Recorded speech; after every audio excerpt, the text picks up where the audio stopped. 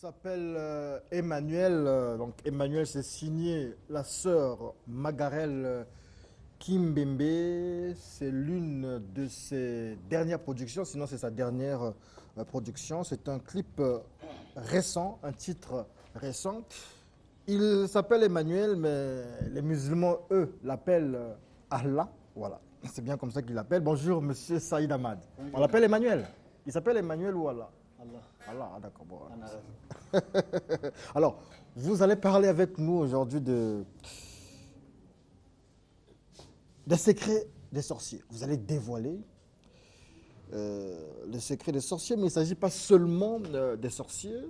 Selon vous, en fait, je pense qu'on a suivi dans l'extrait du résumé, du jingle qu'on a suivi du dimanche passé, tout ce que les gens font à l'église, tout ce que les mystiques font, il n'y a rien de mystique, tout est naturel.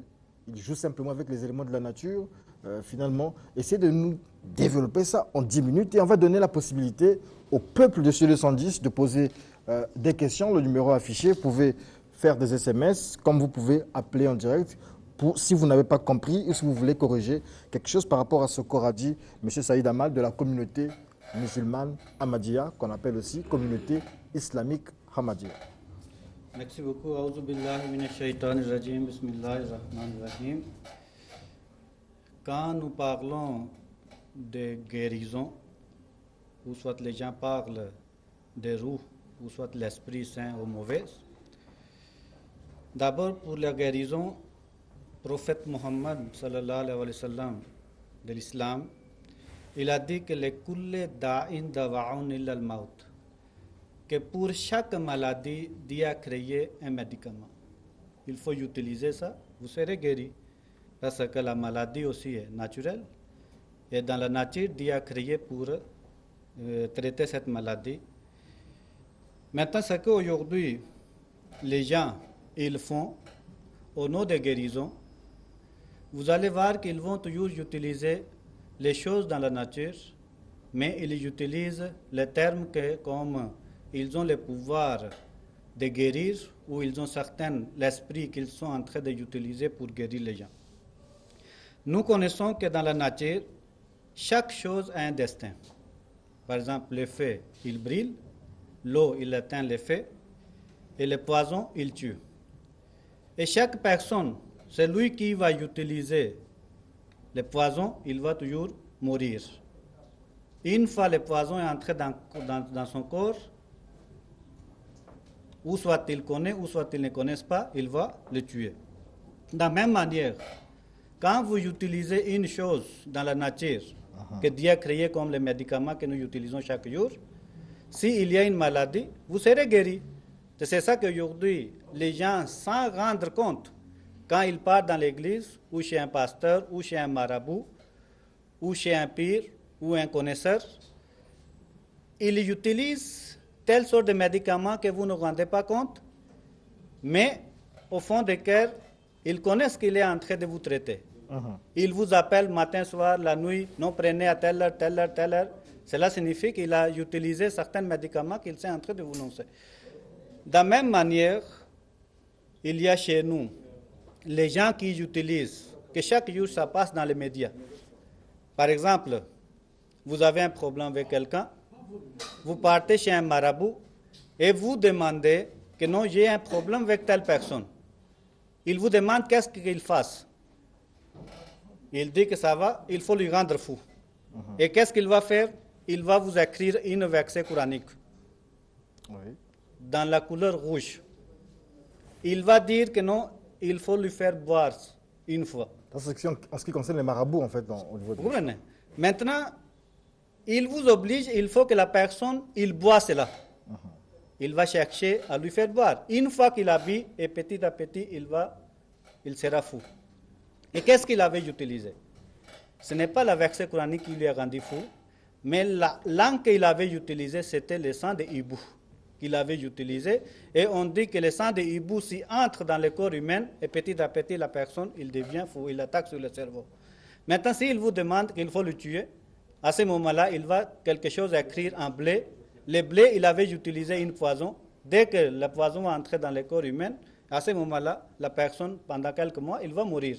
Maintenant, les gens qui parlent de ruh, ou soit l'esprit mauvais au sein, qu'ils ont l'esprit, où ils peuvent utiliser, où ils peuvent invoquer un esprit de mort, comme ça, ils peuvent interroger et ils peuvent relater que qu'est-ce qui va se passer dans la famille, ou qu'est-ce qui s'est passé dans la famille, ou qui a tort et qui a raison.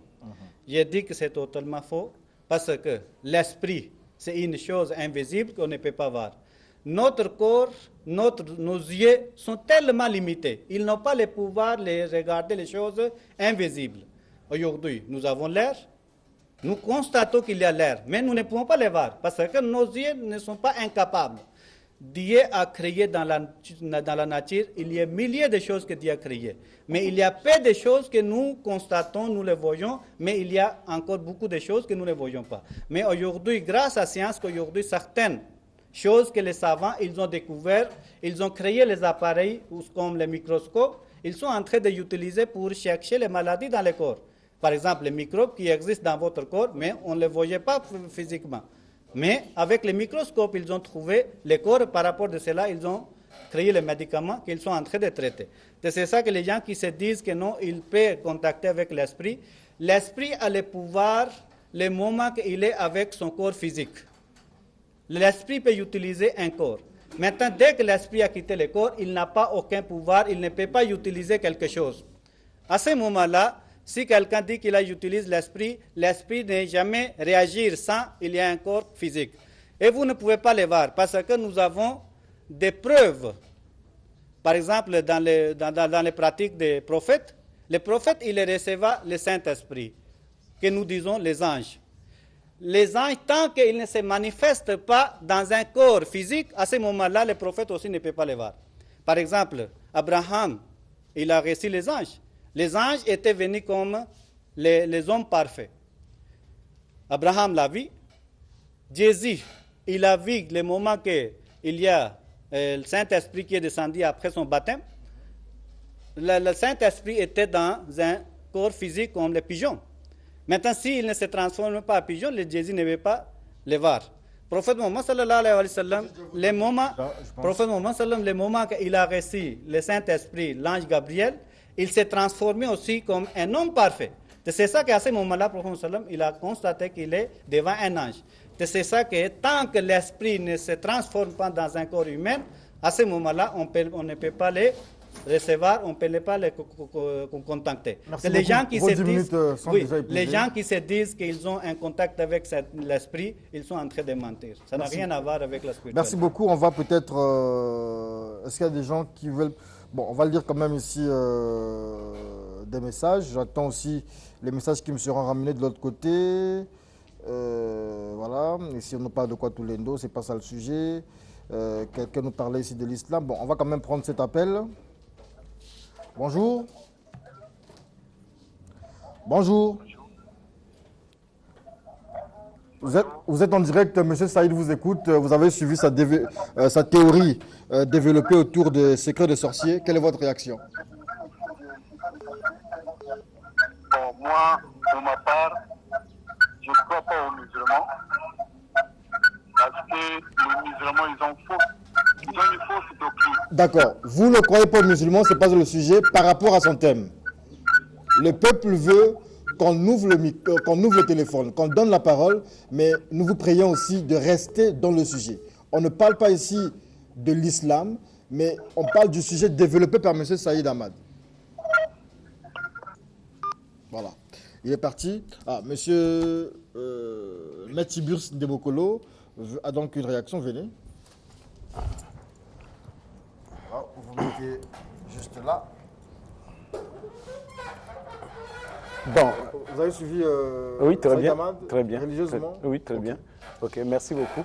Mais moi, je le comprends dans son état, c'est-à-dire que c'est comme quand quelqu'un à l'école primaire, tu lui donnes l'opération de 2 moins 3, il te dirait que c'est impossible. Effectivement, c'est ce qui se passe. C'est-à-dire que par rapport à son niveau spirituel, il croit que les autres, ce qu'ils manipulent, ce que les autres vivent, c'est de l'impossibilité. Voilà, donc il a raison. Mais sinon, la guérison, elle est bel et bien là. Moi, je sais ce que je fais quand je guéris les gens. J'utilise mon énergie pour guérir les gens. Donc, si lui, il dit que c'est faux, ça n'existe pas, je le comprends parce qu'il a l'école primaire. 2 moins 3, il dit c'est impossible. Mais si tu l'amènes au collège, il va dire c'est juste. D'accord. Ok. C'est toujours tout le monde qui vient parler au nom de guérison, c'est ça qu'ils disent. Ils guérissent. Maintenant, derrière tout ça, ils utilisent les choses naturelles que Dieu a créées, les plantes.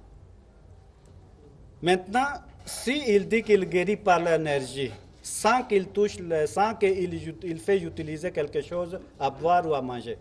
Maintenant, il faut qu'il l'amène ici, devant les caméras. Nous allons amener le malade, on lui donne le temps. Comme ça, s'il va guérir les gens, on va accepter. Et il faut que nous savions les preuves. Sans preuve, on ne peut pas accepter. Maintenant, il y a beaucoup de gens qui disent que non, Jésus est Dieu. Maintenant, nous ne pouvons pas accepter parce que nous connaissons qu'il y a un Dieu qui existe, qui est invisible, on ne peut pas le voir. C'est-à-dire, M. Saïd, que même chez les chrétiens, on dit une foi sans œuvre, c'est une foi morte. Donc, Jésus a fait, oui, toi aussi fais avec ta foi. Mahomet a fait, toi aussi fais avec ta foi. Effectivement, dans l'ordre des Aïniens, la guérison est un processus de retour à l'équilibre. C'est disponible. Même toi, si tu viens te faire initier dans l'ordre des Aïniens, on t'apprend comment guérir sans toucher une plante. C'est simple. C'est un procédé naturel. Le magnétisme, c'est une énergie vivante dans le corps de l'homme. Oui, je pense qu'ici, vous demandez les questions, je vais répondre. Selon ce que j'ai dit, selon l'islam, chaque chose que Dieu a créée, on peut l'utiliser pour se guérir, sauf la mort. C'est ça que le prophète il a dit. Et chaque jour, dans la nature, chaque personne qui tombe malade, pasteur ou vous courez à l'hôpital pour chercher les guérisons. Vous comprenez? Ce n'est pas que vous restez à la maison, vous avez l'appendix, maintenant, à part l'énergie, vous allez traiter l'appendix. C'est impossible. Non. Tant qu'on ne vous appelle pas, vous ne serez pas guéri. Monsieur Saïd, je vous démontre, j'ai reçu un cas. Si c'est l'appendicite, devant moi, on ne peut pas t'opérer. L'appendicite, je te transmets juste 1 heure de l'énergie ici, de ce côté, de ce côté. Tu prends de l'eau tiède, tu vas faire la diarrhée, c'est fini. J'ai déjà fait ça, échographie à la main, on doit opérer la personne. Ça va, on vous amène à l'hôpital. Pourquoi les gens sont en train de souffrir à l'hôpital? Maintenant, il ne faut pas dire qu'il faut que les gens se convertissent d'abord dans votre église. À ce moment-là, vous allez guérir. Mais c'est le malade qui va vers l'hôpital. Est-ce que c'est moi qui vais aller dans la rue? Venez chez moi, je vais vous traiter. On va prendre notre téléspectateur. J'espère que cette fois-ci, nous serons dans le sujet. Oui, bonjour, on vous écoute. Oui, bonjour. Je voudrais poser une question. Oui, allez-y. Si il y avait la possibilité de guérir quelqu'un sans le toucher, mais pourquoi ces gars-là ne vont pas à l'hôpital général ou bien à l'hôpital de base, n'importe où, guérir tous les malades qui sont là-bas? Ils sont des gens qui sont là pour servir Dieu, non?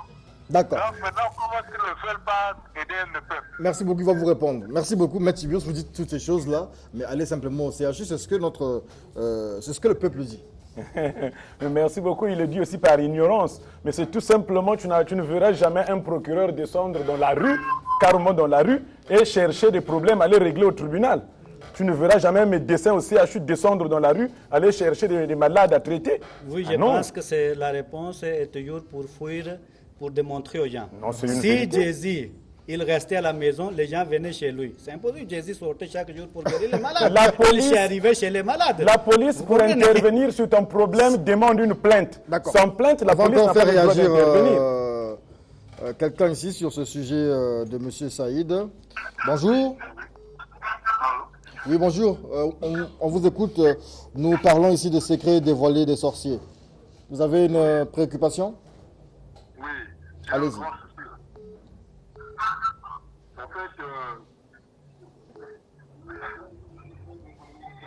On vous écoute, monsieur. Oui. En fait, j'aimerais savoir, concernant ce que M. Saïd est en train de dire. Oui. Mais lui, il oublie une chose que dans chaque dans chaque pays, dans chaque continent, il y a, comment on l'appelle? Une certaine réalité. Oui. Il y a une tradition et il doit comprendre une chose que quand cela arrive, il faudrait qu'il y ait des preuves à l'appui. C'est ce qu'il oublie. Certes que c'est vrai, d'une part, il a raison. Mais comme on le dit... D'une part, il a raison. Bon, ce que je peux lui demander, c'est seulement de savoir une chose, ce que je peux lui dire, c'est de savoir une chose que arrive, c'est vrai. Un féticheur peut guérir une personne qui reçoit sa maladie. Ah d'accord. Donc lui, il ne connaît pas la réalité congolaise, il ne connaît pas la réalité de ta papa et tout ça. Il est un peu étranger à ça. Merci beaucoup. Voilà. Ah, Oui, je pense depuis lui 2000, dit que vous ne comprenez pas la réalité africaine et des choses que vous ne comprenez je pas. connais bien la réalité africaine. Je suis ici depuis 2005. Seulement. Vous comprenez? Depuis 2005, je suis ici et je suis arrivé là où vous n'êtes pas encore arrivé. Vous comprenez? J'ai causé avec tout le monde qui se disent les sorciers. Vous comprenez? Oui. Mais jusqu'aujourd'hui, ils n'ont rien fait contre moi. Je suis en train de marcher librement. Hein? Je suis arrivé partout, à l'est, à l'ouest, qu'est-ce qu'on dit, sud, du nord. J'ai visité des villages. Maintenant, je les contredis devant eux, que vous êtes sorciers par la bouche. Mais vous ne pouvez rien faire contre quelqu'un par esprit, parce que l'esprit n'a pas de pouvoir. D'accord. Maître Tiburce, Mais il y a encore les autres. finalement, on dépièce tout ce que vous nous dites ici. Parce que dans tout ce que M. Saïd dit, c'est qu'il n'y a pas de miracle, il n'y a pas de magie derrière ce qu'il fait. C'est naturel en fait. Non, c'est logique. Il se limite de ce qu'il connaît. C'est ça. C'est-à-dire quand tu vis seulement dans Brazzaville, tu vas croire que Brazzaville est la meilleure ville du monde. Mais quand tu vas sortir, tu vas savoir que effectivement, en dehors de Brazzaville, il y a des villes qui sont plus que Brazzaville. Donc lui, il se limite sur ce qu'il connaît et il croit qu'il ne peut pas sortir hors. Mais pour moi qui manipule une science qui est exacte, je dirais que M. Saïd n'a pas raison. Alors, monsieur le maître Ramakinda veut lui aussi réagir face aux propos de Saïd Amal qui veut soulever des montagnes. Bon, on va voir ce qui va se passer. Merci beaucoup. Salutations au peuple de Dieu qui nous suit. Vous savez, il ne faut pas qu'on vienne nous faire dormir ici, hein, debout. Nous sommes des Africains. La médecine, même en Arabie Saoudite, la médecine, même en Arabie Saoudite, ne se pratique pas de la même façon qu'en France, de la même façon qu'aux États-Unis, de la même façon en Inde. Il faut que M. Saïd ici nous explique comment nous, les Africains, les Congos, les Bantous, on soigne les gens. On ne soigne pas avec les versets coraniques. On ne soigne pas avec des techniques islamiques ou chrétiennes. Quand un Congo est malade, ou même un Bongo au village là, il se soigne comment? C'est ça qu'il faut venir expliquer ici. Si vous, dans l'islam, vous ne croyez pas en ce que vous dites là, ne généralisez pas ça. Chaque peuple a ses croyances. Ça, c'est vos croyances à vous, que nous respectons. Vous devez respecter les croyances d'autrui. Ça s'appelle colonisation. Ne venez plus nous coloniser. Nous sommes à l'ère de la Renaissance. On n'a plus besoin de ça. Allez en Arabie Saoudite enseigner ça, M. Saïd. D'accord. C'est compris, c'est entendu. Monsieur, on va dire, maître Ramakinda, réaction, monsieur Saïd, Oui, vous soulevez les montagnes. Je pense que je n'ai pas présenté ici l'islam. Oui, J'ai ça, c'est donné vrai. logique. Et partout dans le monde, logique est utilisée, même en Afrique ici, logique est utilisée. Même au Congo ici, vous utilisez les médicaments que les Blancs ils ont créés. S'il y a une maladie qui apparaît, vous courez vers eux pour chercher Donc, ces même médicaments. maître Rama, il prend la Nivakine, il prend Oui, le il sera paracétamol. obligé. Il sera obligé. Ah, d'accord. Vous comprenez? Ils sont dans l'obligation. Maintenant, s'il dit que les Congolais, qu'est-ce qu'ils utilisent? Mais c'est ça que je viens de dire, qu'ils utilisent les plantes. Les plantes, c'est naturel que c'est Dieu qui a créé. Et dans chaque zone, dans chaque région, il y a des plantes que Dieu a créées pour se guérir. Maintenant, s'ils utilisent les plantes ici au Congo, je ne refuse pas. C'est ça que je suis en train de dire. Alors, on va prendre ici un animiste. Ça, c'est vous avez provoqué là les gens de Bosco Ben Youssef. Bonjour, maître Ferimage. Bonjour. Oui, vous êtes en direct là. Monsieur Saïd vous écoute. Merci beaucoup. Si j'appelle, c'est parce que le monsieur Saïd ici refuse qu'il est musulman. Parce que, d'abord, il refuse qu'il est musulman parce que, Allah. Non, il a dit qu'il est musulman. Il faut faire la nuance. Il a pris un thème pour refuser, pour dire non, c'est pas parce qu'il est musulman. Allah, c'est un esprit, oui ou non?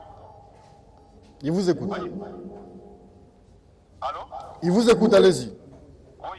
Allah, qu'il nous réponde d'abord. Allah, c'est un esprit ou c'est pas un esprit? S'il veut dire que les esprits n'existent pas, et que Allah, on ne voit jamais Allah. À ce moment-là, il se contredit des êtres humains. Ça, c'est de un. Ça, c'est de un. Rapidement, je conclue.